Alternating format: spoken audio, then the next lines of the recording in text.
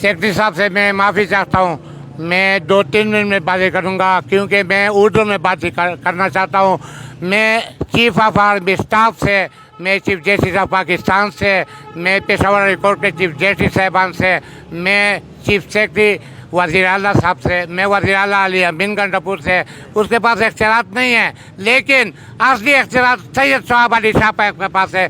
24 घंटे के टाइम देता हूँ।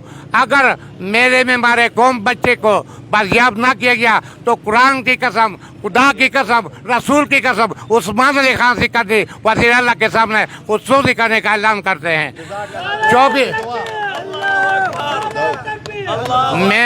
24 घंटे के अंदर अगर मेरे कौम बरामद ना किया गया तो ला इलाहा इल्ला मोहम्मद रसूलुल्लाह मैं अली अमीन गंडापुर के सामने तमाम सियासी पार्टियां, तमाम सियासी इत्तेहाद, तमाम सियासी एजेंसियां, तमाम मीडिया के नुमाइंदे मैं 24 घंटे के बाद वज़ीर आला अली अमीन गंडापुर के सामने खुद से करने का ऐलान करता हूँ। पाकिस्तान जिंदाबाद।